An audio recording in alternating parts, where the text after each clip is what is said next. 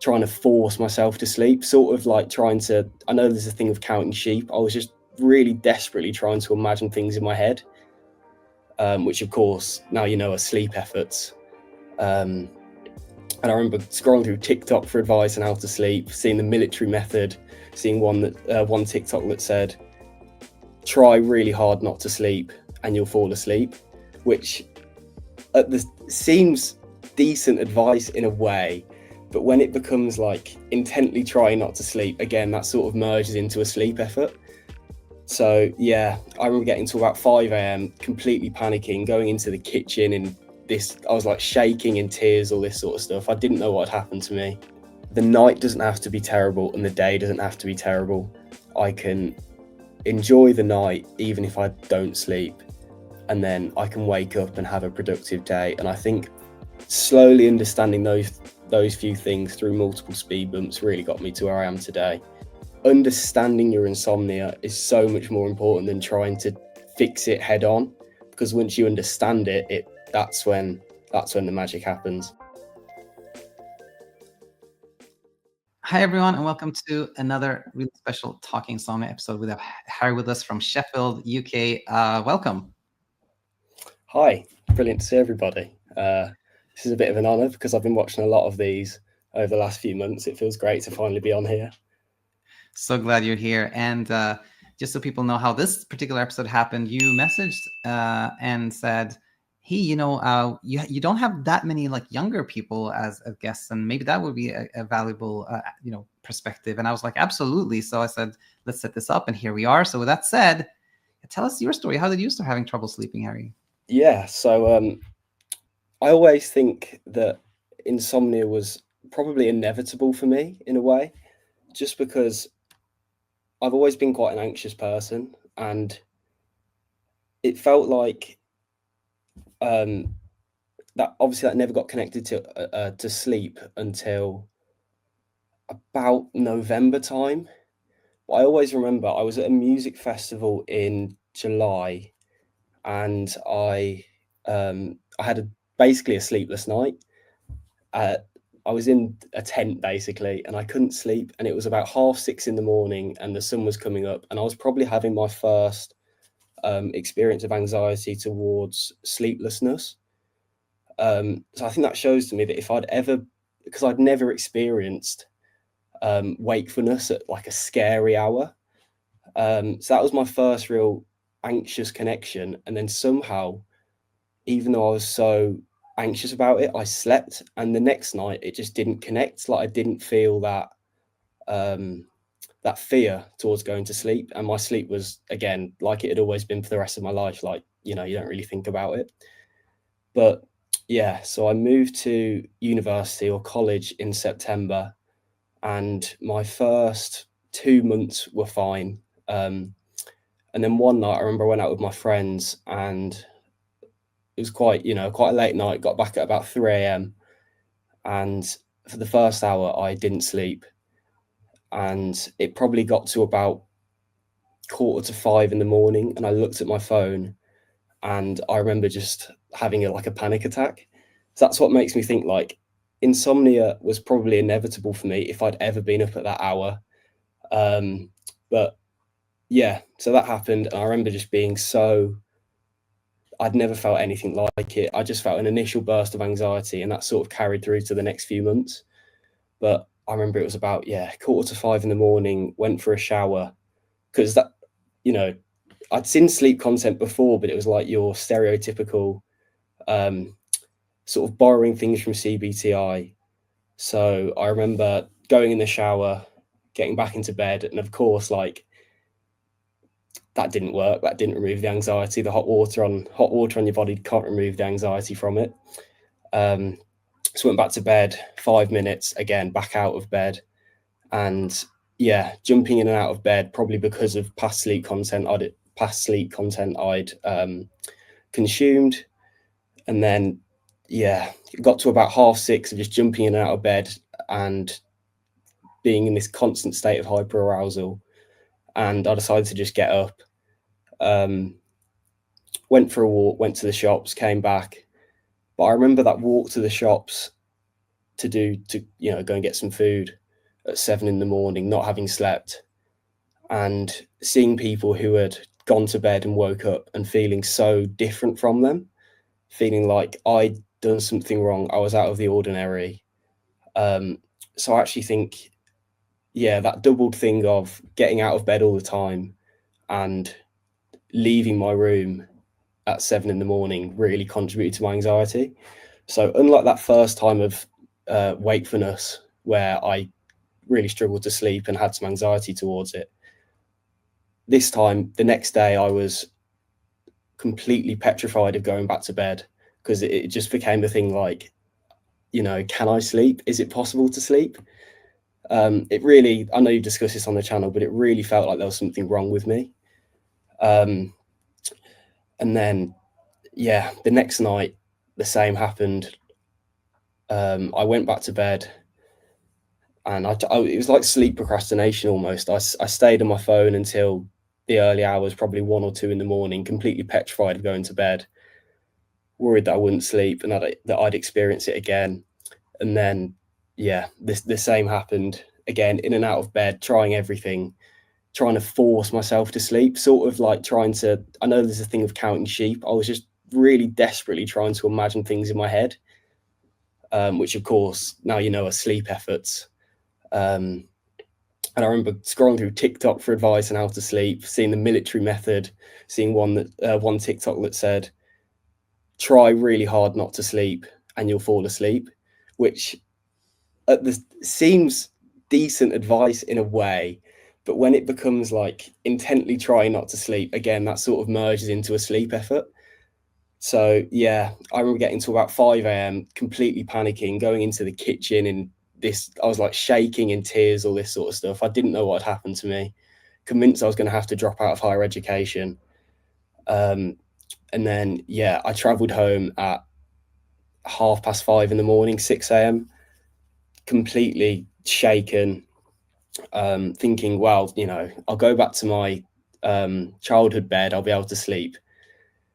And it actually did work for the first night. I remember sleeping on the journey back, sleeping in the day, and then going to bed that night and sleeping. And I remember lying in bed, waking up at probably 8 in the morning, thinking, this is it, I've cracked it, I've solved it. That was just a blip. And then, believe it or not, the next night, again, couldn't sleep again. And were you still home, or had you gone back? Yeah, I was still home. I'd gone home I had a week's break from university. So yeah, that whole week was a major struggle. Really persistent anxiety through the day about going to bed. I remember having to get my mom into the room at ridiculous hours in the morning, just telling her I couldn't sleep and that something was wrong with me and this sort of stuff. Anxiety apps as well, things like Headspace, where I remember counting down from 1,000, which only added to the fear, because then I was worried about getting to 1 and what I'd do. And that's also sort of like a time tracking sort of thing, because if you're counting down by the seconds, then you start thinking, oh, what's 1,000 seconds in time? All this sort of stuff. And then I remember one night, probably about 6 or 7 days after my original struggle, I remember trying to journal my insomnia out of me. And I remember thinking that I'd cracked it. It's the anxiety. It's the anxiety that's not making me sleep. All I need to do is not be anxious, and thinking, oh my God, I've cracked it.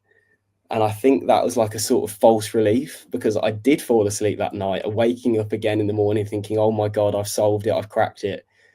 And then, yeah, it again, the next night it was like, right, well, now we don't need, we must not feel anxiety, we must not do this, we must not do that. And again, that really trying to restrict yourself does not blend well with insomnia. It only aggravates it. So this sort of struggle carried on for the next 2 months, I'd say, probably into mid-December. And I remember seeing advice online, which again it was almost like embracing wakefulness, but it wasn't put in the same way as the sleep coach school might. it was just like, listen to something boring and it will, listen to something boring and you'll be fine. So I remember doing that again, listening to some podcast on ancient history, which I really wasn't interested in, thinking this is it, this will help me. And again, it helps you sleep for a couple of days and it doesn't. And I think what you see here is like this persistent thinking you found the solution and then putting too much faith in the solution, thinking this is what's going to help me sleep, and it never did. I also remember I was never on sleeping pills, but I remember taking sleep remedies at the time, herbal stuff you'd buy over the counter, herbal teas as well. And I had like a full bedtime ritual, shower, book, herbal tea, take these gummies, all this sort of stuff to try and help me sleep. And yeah, it became a real thing of fear if I didn't do this, because then it was like, well, I'm not going to be able to sleep at all. I was quite lucky in that I found the channel fairly early on in my bout of insomnia. Probably mid-December, I remember I was doing this thing where, listening to podcasts on ancient history, which I really didn't care about. I remember getting really frustrated and thinking, just going on Reddit, which is a really bad idea for insomnia, by the way, because the stuff on Reddit is really not helpful. But I remember seeing in the pinned, I think it was the second one, the Sleep Coach School was recommended, and listening to one of your, I can't remember which interview it was, but I remember listening to one of your interviews and just, it was probably about 3 a.m. and just smiling in bed, thinking this makes so much sense. It coming from, one day, it being a build of anxiety and sleep efforts and all this sort of stuff. And for once, it didn't feel like I'd cracked it. It didn't feel like this is my insomnia gone now. It felt like it hasn't gone, but now I understand it. And that gave me so much relief, because I think understanding your insomnia is so much more important than trying to fix it head on, because once you understand it, that's when the magic happens. Yeah, totally. And we want to, of course, hear all about kind of the changes that happen once you started learning. But before we go there, tell us a little bit about like the months leading up to that. You were still in uni, right? Studying, etc. And what were your days like? How did you function during the day? When I was sleepless, or just in general? During this period of struggle with sleep, yeah. So it really, I think the biggest issue was that I was not going to things when I hadn't slept. It was very much like, if I didn't sleep till this time, then I wouldn't go to class, then I wouldn't, so to be honest, it became like a boom or bust sort of thing, where if I sleep well, I can do it. If I don't sleep well, then I really wouldn't function. I'd sort of just lie in bed chasing sleep, trying to desperately searching for cures on the internet, searching for things to do. And it was a really unhappy time of my life. Persistent worries that I was going to drop out. But yeah, I honestly don't remember how I was functioning, because I actually don't think I was, because I was giving insomnia so much weight in my life. Yeah. No, thanks for sharing that. And did you this is more just for kind of general curiosity and just for your story, but did you fall behind a lot, or were you able to catch up eventually, or how did it go? I wasn't falling behind, just because even though I wasn't attending classes, when I did sleep, it was very much like, right, you slept, now you don't know when you're going to sleep again, so do as much work as possible and try and get ahead for the nights that you're not going to be able to sleep, which is pretty unhealthy. Okay. Yeah. No, that makes sense. You kind of, you become super productive, and then, but which can then lead us to think, and this is just for the audience, but feel free to comment, of course, like, which can then so easily lead us to think that this is it. Like, everything depends on sleep, because I have evidence when I don't sleep, my whole day is shot. I don't do anything. I can't function. When I sleep, I'm really productive. I feel okay. I can do a lot of things. So everything depends on sleep. But as you already pointed out, that's not really true. It's like a reaction to it that really determines our day. Like when we sleep little and think, oh no, this is catastrophic, I have to figure this out now, then our day becomes filled with anxiety and we're so stressed we can't focus. And when we sleep and we think, I'm all right, I can do this, then we get really productive. I'm not saying that little sleep has no impact whatsoever, but the big one is really kind of our response to it and how we think about it. Would you agree with that? Oh yeah, 100%. The whole thing about how I couldn't function when I didn't sleep was entirely because I didn't try to function when I slept. It was just me thinking, well, I won't be able to do it. If I hadn't slept, I'd never try and go to class. I'd never try and do anything productive. I just have the impression that I wouldn't be able to do anything. Whereas when I did, it was like I'd try and do as much as possible. So there became this real like contrast between sleep and not sleep, and that added to the importance of it. Whereas actually, if I just it's easy to say now that I know everything, and you're not going to try and beat yourself up in the past. But if I had just, which I eventually did, pushed through and realized that actually you can achieve practically, well, yeah, you can achieve the same without sleep as you can with it. It might not be as easy, but I think understanding that is really key in taking the pressure away from sleep and the value away from sleep. Yeah. Well, so well said. And staying on this part of when things were difficult before we go to the turning point, did you ever seek like medical help or talk to a psychologist, doctor, or anything like that? Yeah, I went to an anxiety therapist, which started in my first session was when I went home the week after my first. Sorry, I'm forgetting that. I've seen people say this before, but I never thought I'd forget the term. But that first initial night, like kind of the triggering night, or like the big one, or yeah, something like that. Yeah. And I saw her for about 6 weeks, and she was really nice and she was brilliant. But she definitely wasn't for insomnia, because I remember her advice to me was, try and get out of bed if you can't sleep. Sort of typical CBT-I things.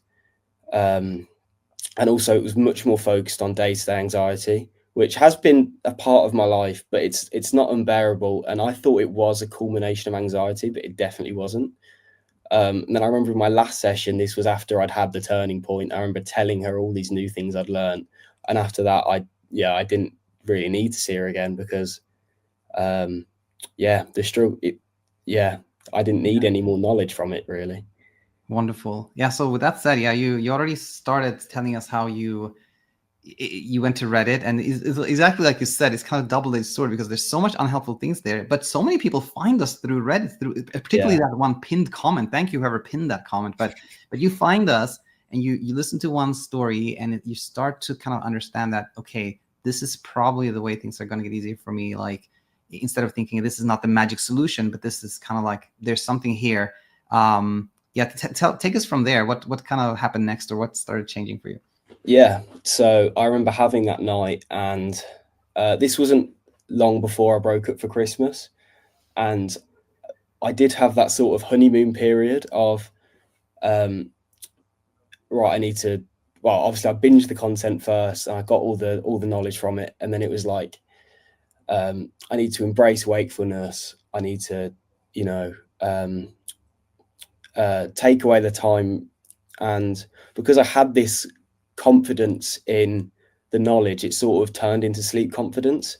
So I never actually, after that night of where I found sleep coach school, I didn't have a proper speed bump for about 2 weeks, and so I never actually experienced again what it was like to be up at, I don't know, 3, 4, 5 in the morning. I'd always just sleep before it. And again, sort of, I had all the knowledge, but then I started putting pressure on. Started thinking like, oh well, this is insomnia gone. All I needed to know was know these things, and then I would, then I'll be fine. Over the Christmas period, that's when the speed bump started to happen, because because I hadn't experienced wakefulness, I hadn't experienced it to embrace it. Then the speed bumps arrive when, you know, one bad night's sleep turns into 2 or 3, because it again became a thing about fear. So that's when I got your books and started, you know, sort of reintegrating the principles into my night, and started listening to things I really enjoyed at night. And I think those speed bumps were really key in my recovery. Experiencing what it was like to be up at 3, 4, 5, 6 in the morning, and it not being a negative. So yeah, that sort of persisted for a while. I think my first major speed bump was actually on Christmas Eve of this year, where I was up until, I think it was about 6:30 in the morning, listening to something. And I think the key for me was not only that it wasn't a terrible thing. I was, you know, just in bed listening to a podcast without the time on. I only knew it was 6:30 that I went to bed because I checked the health app after, and that was the time I was up till.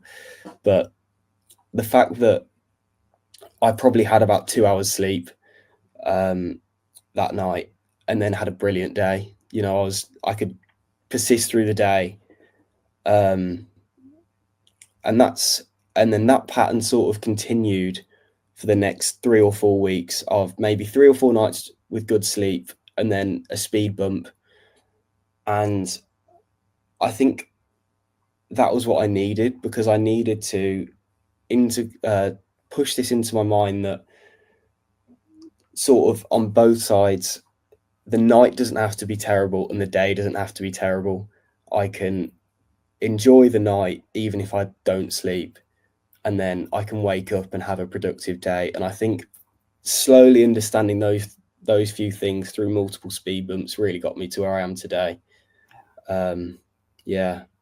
No, that's so nicely put. It's in my mind, I was thinking of how you found the school, you binged the content, and it gave you a lot of like that theoretical knowledge and just understanding, oh, there's nothing really wrong with me. It was just a big misunderstanding. My brain is trying to protect me. Aha. That can lead to a great deal of peace of mind and peaceful sleep. But as you point out, oftentimes it's the experiential learning that really leads to our brain fully understanding that there's nothing to be afraid of. So those speed bumps, you use them as like the opportunity that they truly are for that experiential learning, and that's wonderful. And I guess I don't have that many more questions apart from the ones I always ask people. So I want to ask you those as well, which are, if you could go back to maybe that first week when you struggled with sleep and tell yourself something, what would you pick? Ooh, $1 million question. I think I wouldn't put too much pressure on myself to say anything other than there's nothing wrong with you. This isn't something that you haven't just overnight developed an inability to sleep. It's just going to be fine. And if I was going to give myself tangible advice in that moment, it would probably be to stay in bed and turn the time off and put something on you enjoy. And I think if I'd have done that on that first night, then it definitely, I don't think it would have amounted to you know, months of sleeplessness. Yeah. But yeah, I just wanted to sorry, I forgot something from our original story. Oh yeah, please add it. Yeah. So obviously I had them speed bumps over Christmas, and then I came back to university in January, and my sleep was, well, it's been, I'm not going to say perfect because nobody sleeps perfect, but it's been without real struggle in bed, almost consistently, apart from 2 nights, which were, I had 2 exams in February, and I remember watching one of your videos, and that was the 2 nights I was worried about. I remember watching your videos, and one of your videos was on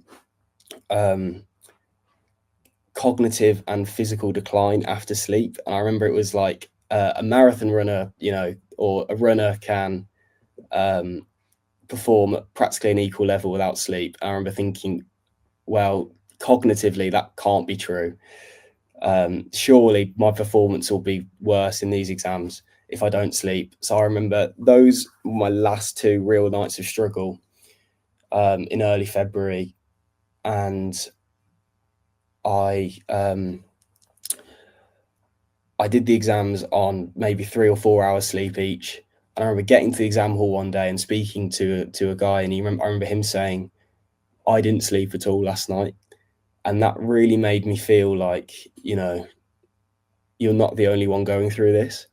And so that really helped. And also I did the exams on very little sleep and thinking, oh my God, I haven't slept, I'm not going to do well. And then I got the exam results back a couple of weeks ago and did fine. So for anyone worried about cognitive decline on low sleep, the adrenaline will get you through.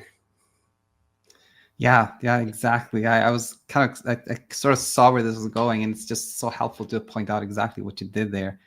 And yeah, thanks for sharing that. And yeah, and then the final question then is, have you learned things going through this struggle with sleep that has been helpful in other areas of life? Oh, 100%. I think the real one is managing anxiety. I'd never heard of acceptance before. Accepting the anxiety and also accepting that the fear, you cannot control your thoughts and you cannot control the fear. But I think that understanding has really helped me in my life. I remember hearing it on the channel and thinking of it as though, I don't know, you'd broken a limb. As it's like you wouldn't try and cut off the limb if you've broken your leg, you just sort of put it in the right place it needs to recover and let it be. I think that's the same sort of thing for anxiety. It's just, which has really helped me in my daily life, not trying to fight it, not trying to stop thinking anything, just letting it be, giving it what it needs to go away, and then moving past it. I think that's been the biggest thing. So in a way, I think obviously, while it hasn't been pleasant, insomnia and the recovery from insomnia has really helped other areas of my life as well. Yeah, so wonderful to hear that. And also speaking of how, you part of why you wanted to be a guest was to share the perspective of somebody who's young, and it's so nice to hear you say these things, because like you have a lot of life ahead of you and you already have this wisdom which is going to help you in so many areas of life. So I'm very glad about that. But yeah, with that said, I'll just say thanks so much, Harry, for sharing this, and be in touch. Thank you very much. Bye, everyone. Hi there, it's me, Coach Daniel, and I wanted to say thank you to everyone out there who is spreading the word.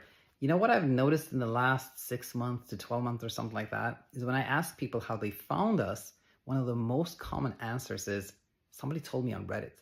And every time I hear that, it really warms my heart. It makes me so glad to hear that someone went out of their way to tell a fellow human about the Sleep Coach School.